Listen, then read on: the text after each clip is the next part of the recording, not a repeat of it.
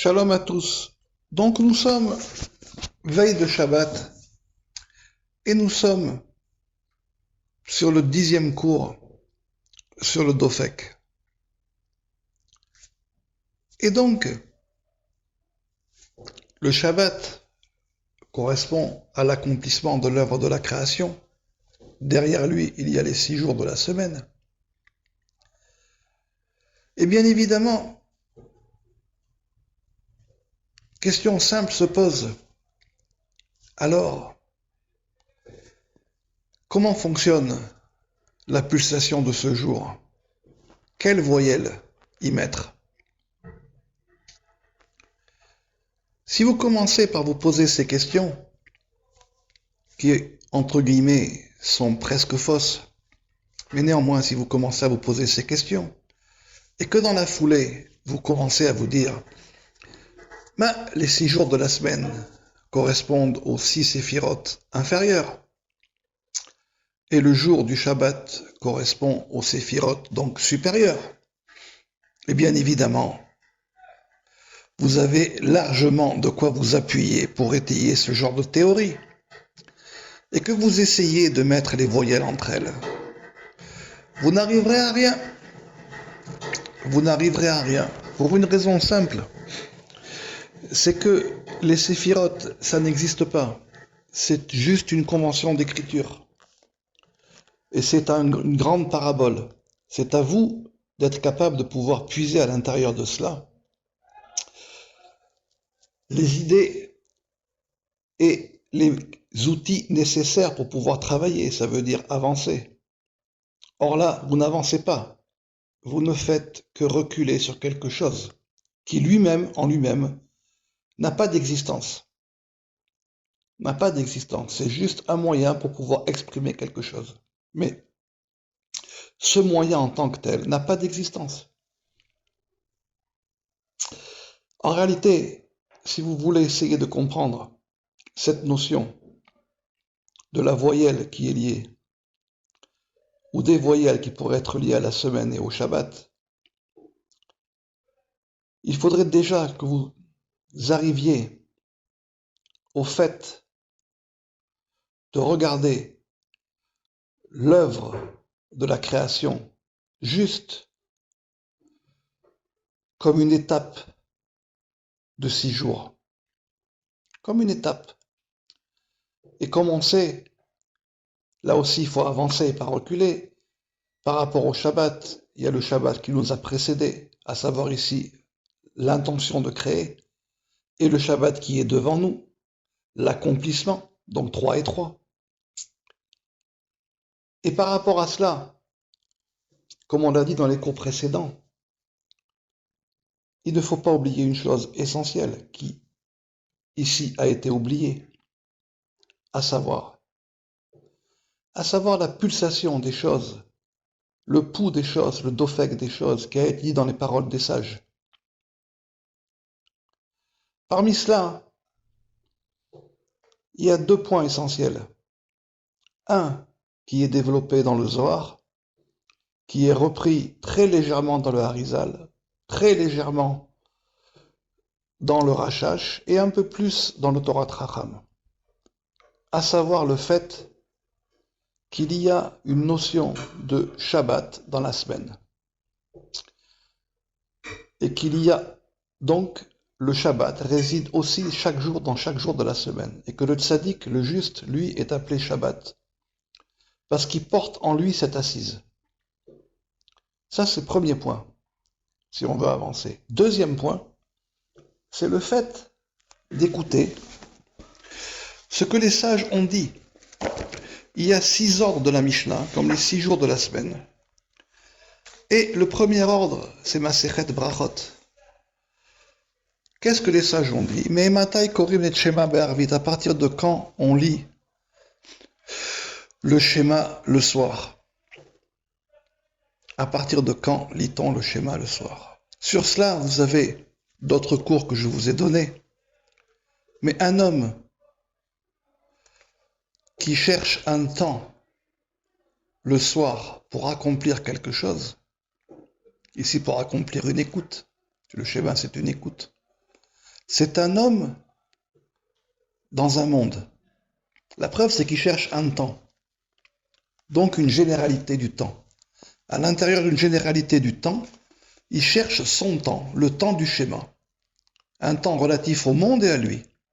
Les deux qui doivent aller ensemble. Donc ici aussi une résonance. Mais ce n'est pas l'objet de cette leçon. Donc le monde, un cercle, si on le regarde du haut, et un homme, un point, à l'intérieur de ce cercle. Donc ici, nous avons un cercle qui est représenté par la lettre E, parce qu'elle est liée au côté féminin, et nous avons plusieurs manières d'expliquer que ceci est lié à quelque chose de cyclique. Car le féminin est plus lié à un cycle que le masculin, mais le masculin aussi a son cycle. Mais un autre cycle, un cycle qui est lié au temps. C'est la raison pour laquelle les femmes n'ont pas de mitzvot positives liées au temps. Mais les hommes, eux, ont besoin d'en avoir. Car c'est comme ça qu'ils définissent leur temps à partir d'un temps qui est déjà donné. Et donc, à partir de quand lit-on le schéma le soir? C'est un point dans un cercle, un yud dans un e. Donc un point. Si vous avez écouté les cours précédents, vous avez vu dans le Zohar sur le Cantique des Cantiques, et ce que nous en avons dit, et tous les livres que vous avez dû étudier avant cela, que la voyelle, un point, et le passage entre une voyelle et une lettre, c'est justement cette lettre Yod. Un point comme une goutte d'eau, comme une flamme. Tout dépend comment on la regarde. Si on la regarde du haut vers le bas, c'est une goutte d'eau qui descend. Si on la regarde du bas vers le haut, c'est une flamme qui monte. Elle est l'équilibre de ces deux éléments. Et bien évidemment, l'élément vent, le souffle est là, car il lui permet cet équilibre. Et donc, ce yud, c'est en même temps un point, une voyelle, parce que les voyelles sont des points, et en même temps, une lettre. Elle est les deux. Si vous regardez ce qui a été dit dans le traité de Shabbat, premier enseignement, Yetziot ha-Shabbat, Shtaim She'em Arba, les sorties du Shabbat. Mais on parle de sorties de quoi? De sorties par rapport à quelque chose qui se trouve à l'intérieur. Shnaim She'en Arba Bifnim, ou Shnaim She'en Arba Bachutz, deux qui sont quatre à l'intérieur et deux qui sont quatre à l'extérieur. Donc l'on parle d'une sortie à partir de quelque chose qui est déjà à l'intérieur. Or, dans le Kriyat Shema, c'est ce point d'intérieur que l'on cherche. Donc voilà,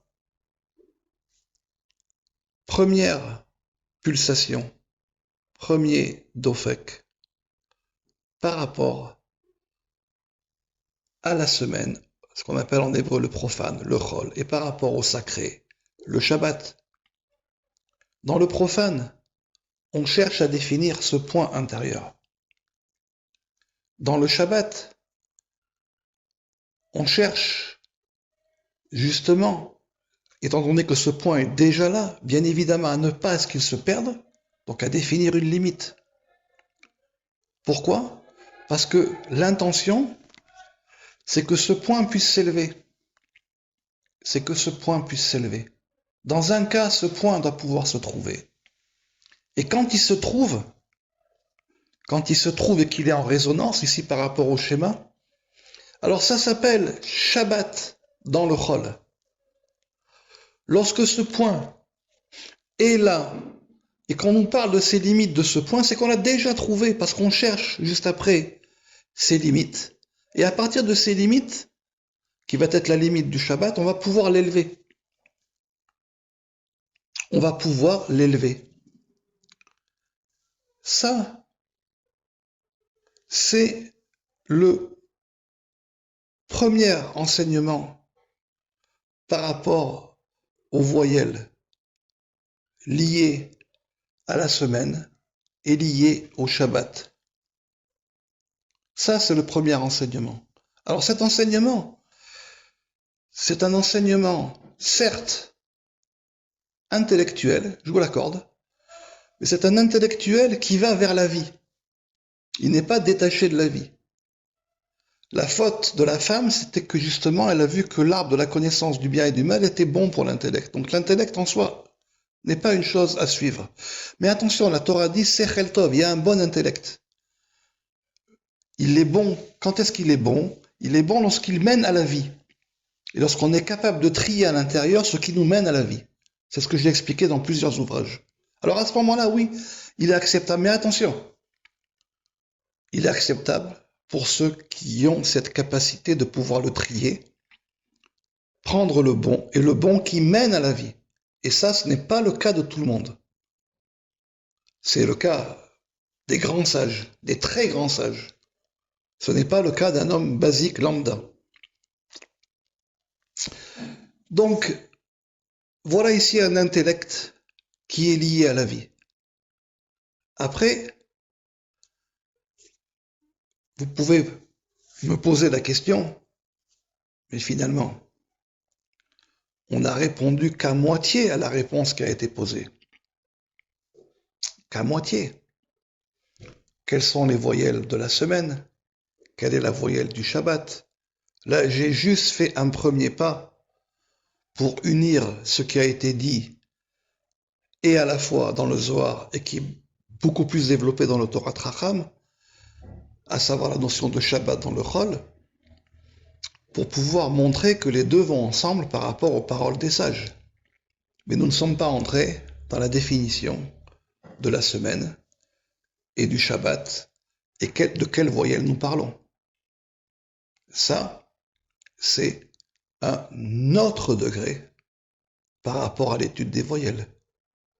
C'est une autre étape, c'est un autre pas à franchir.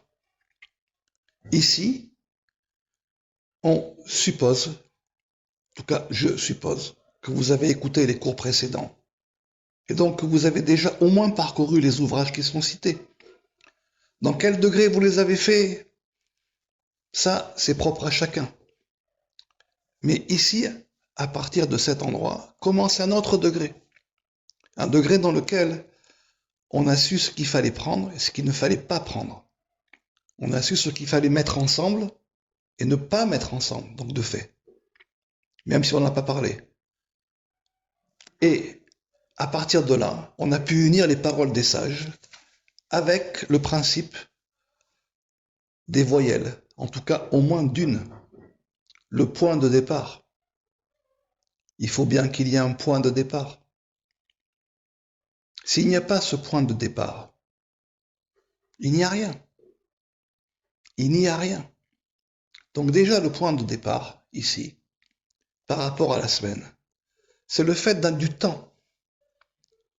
Et là justement, nous sommes en été, et dans les régions, dans les latitudes sur lesquelles nous habitons, du fait du changement d'heure, pour diverses raisons, le Shabbat rentre tard. Et il n'est pas question de faire Arvit avant la nuit. Parce qu'il n'y aurait pas de résonance, la résonance serait détruite. Donc déjà, la première des choses, c'est cette notion de temps. Trouver ce point du temps. À partir de là, ce point peut grandir et se développer. Et c'est ce point qui va être expliqué dans Shabbat. On va lui montrer sa limite. Et immédiatement, dans les enseignements qu'il y a après, on va parler des préparations nécessaires à l'élévation de ce point. Et si après, vous voulez rentrer en discussion de quelle voyelle parle-t-on? Comment cela fonctionne-t-on? À quoi cela correspond-il dans le monde? À quoi cela correspond-il dans l'homme? Y a-t-il un moyen réel de la percevoir ou non? Alors je vous citerai, puisqu'on parle de Shabbat, et justement, avant de sortir pour faire Kabbalat Shabbat dans le champ de pommes, donc à l'extérieur, là aussi, posez-vous la question, est-ce que déjà vous sortez pour faire Kabbalat Shabbat à l'extérieur de la synagogue? Quelles sont les dernières phrases du Cantique des Cantiques que l'on doit lire? Bien évidemment, si on le lit, autant le lire sur un claf. C'est une mitzvah en plus. On ne fait pas les choses au minimum. Ayoshevet Beganim, celle qui est assise dans les jardins. Chaverim mevakshim lekolar, hashmieni. Les compagnons demandent de faire entendre sa voix. Donc ici, ce sont les compagnons qui lui demandent sa voix. C'est ce que je vous ai dit. Venez. Ici s'arrêtent les cours théoriques. Ici commence la pratique. C'est la fin du cantique des cantiques. À partir de là, il faut venir pour demander. Ce n'est pas à elle de demander, c'est aux compagnons qui viennent, qui se déplacent et qui demandent. Et ensuite, il y a marqué Bérard Dodi, fuyons mon bien-ami, qui ressemble à une biche, vers les montagnes parfumées. Et c'est pour ça qu'à partir de là, on sort pour faire Kabbalat Shabbat. Et ici, on sort pour pouvoir apprendre cette sagesse des pulsations dans le monde. Donc, si vous voulez plus, vous savez quoi faire.